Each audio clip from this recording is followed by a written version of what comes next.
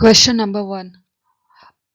Under Article 200 of Constitution of India, the Governor can 1. Assent the bill, 2. Withheld the assent to the bill, 3. Return the bill for the reconsideration of the legislature, including money bills, 4. Reserve it for the President. So the correct answer for this question is D. That is 1, 2 and 4.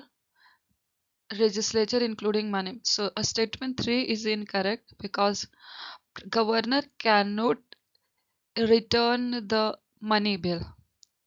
So this is incorrect. Either give the assent or withheld the assent in case of money bill, but cannot return the bill because the bill in state legislature is introduced after the prior recommendation of the governor. So in this case, this one is incorrect.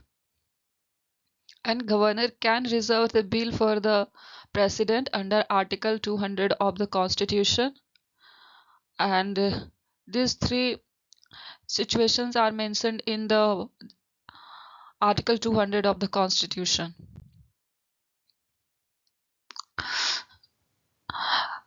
Courts held that Article 163 binds the governor to advise except in cases the Constitution itself carves out discretion.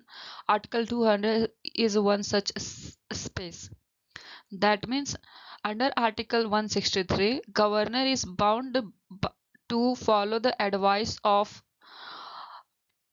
Council of Ministers or legislature, except some situations mentions in Constitution itself.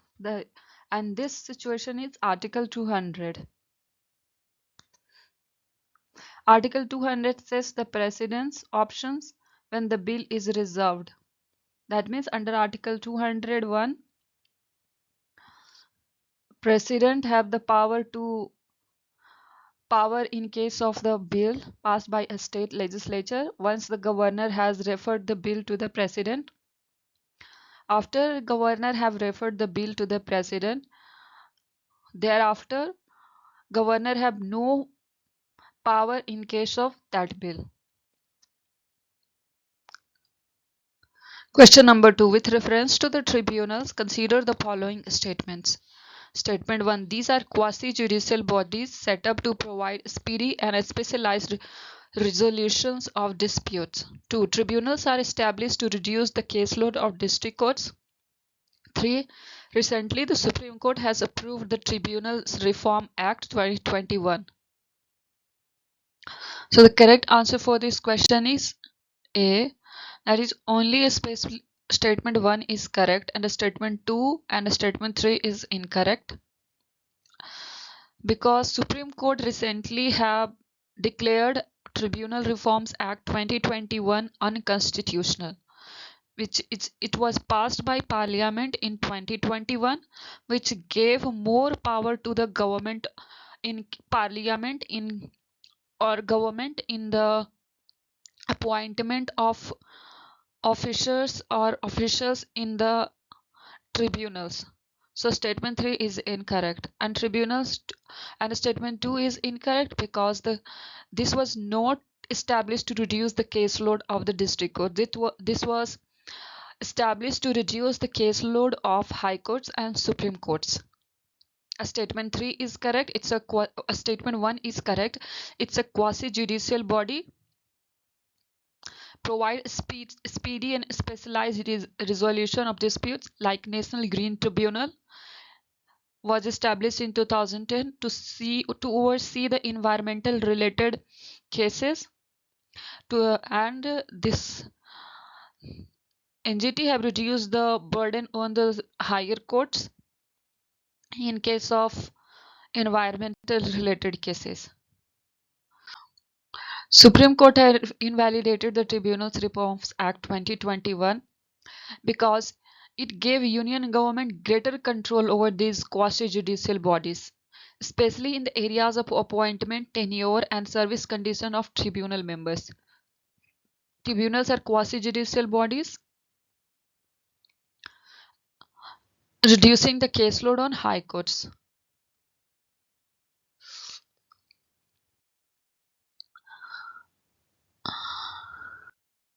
About tribunals are were not part of the original constitution. It was incorporated in the Indian Constitution by 42nd Amendment Act 1976, and there are two articles related to tribunals, Article 323A and 323B.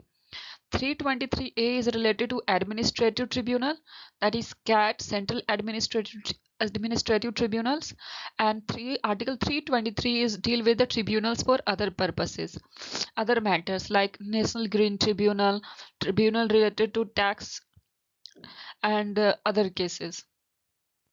Question number 3. The Constitution 131 Amendment Bill 2025 is related to option A. Amending the jurisdiction of the Election Commission of India to hold elections for the Union Territories. B. Introducing reservation of 33% seats for the women in Lok Sabha and state assemblies. C. Mandating automatic removal of the Prime Minister, Chief Ministers and Ministers if arrested or detained for 30 consecutive days. D. Including the Union Territory of Chandigarh under including the Union Territory of Chandigarh under Article 240 of the Constitution.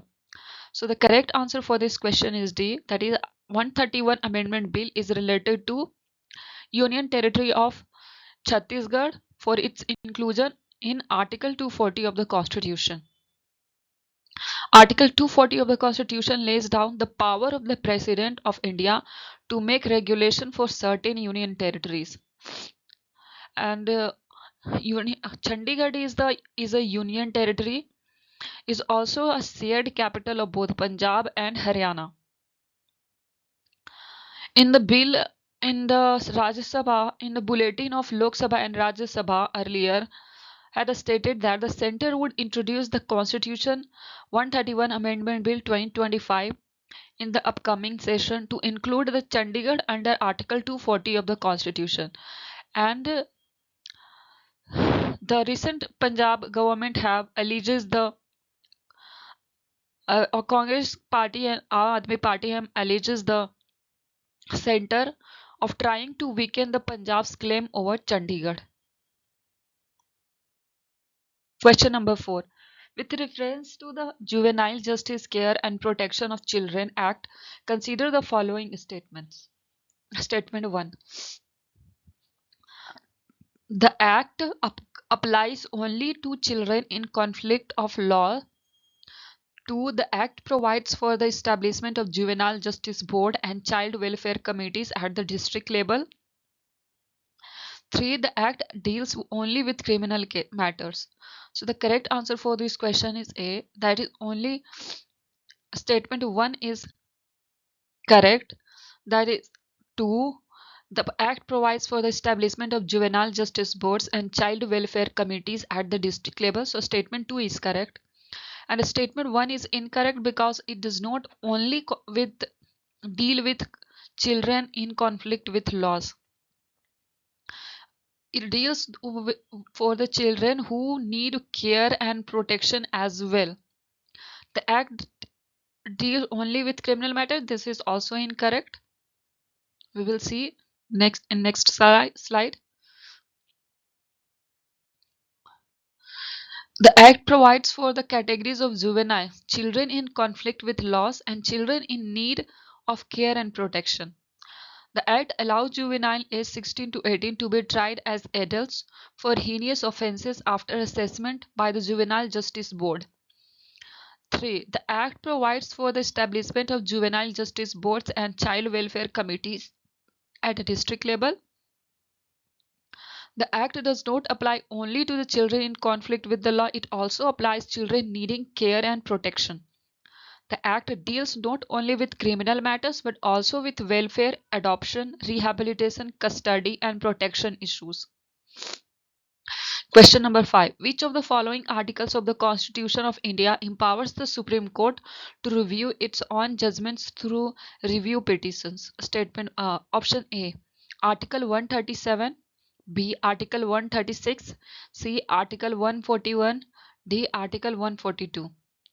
The correct answer for this question is A. That is means that is Article 137 of the Constitution of India empowers the Supreme Court to review its own judgment through review petition. Question number 6. With reference to Article 143 of the Constitution of India, consider the following statements. Statement 1. Article 143 empowers the President to refer questions of law or fact of public importance to the Supreme Court for its advisory opinion. 2. The Supreme Court's advisory opinion given under Article 143 is binding on the government. 3. Article 143 can be invoked ever on issues not yet arising in actual litigation. So the incorrect answer for this question is A.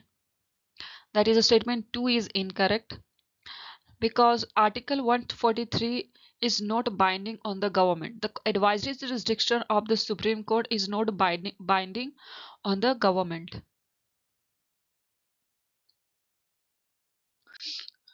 Article 143 authorizes the President to seek the Supreme Court's advice or opinion on questions of law or fact of public importance. The advisory opinion under Article 143 is not binding, it is only consultative in nature. The President may refer matters even if they have not yet arisen in actual disputes as long as they are of public importance. Question number 7. With reference to the UPEX mission, consider the following statements. Statement 1. UPEX is a joint lunar exploration mission of India and USA. Statement 2. The mission aims to explore the moon's south pole region using a land rover system.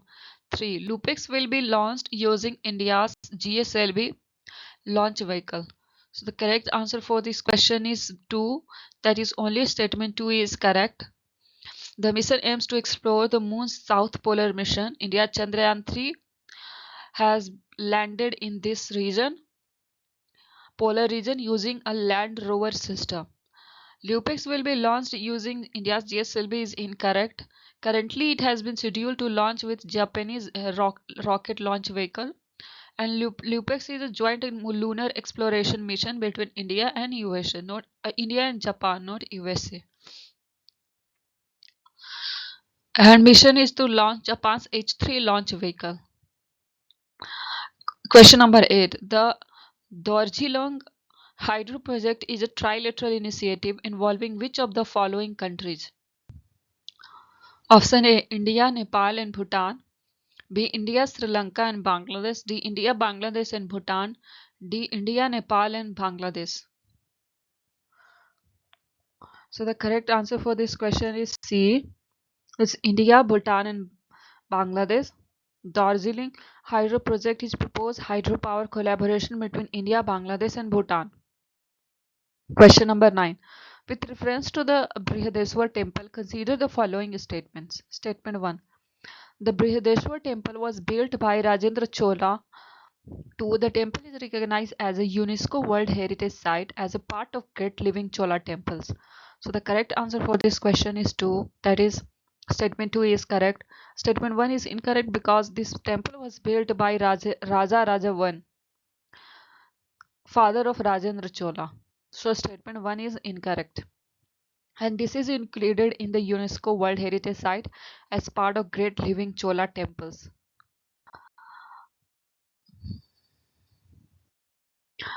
Question number 10. With reference to the African grey parrot, consider the following statements. 1. The African grey parrot is listed in Appendix 1 of CITES due to its high risk of illegal trade. 2. It is classified as endangered on IUCN Red List. So the correct answer for this question is C. That is, both of the statements are correct. African grey parrot is included in Appendix 1 of CITES and classified as endangered species in IUCN Red List. Appendix 1 means restriction of international commercial trade due to severe population decline and trafficking.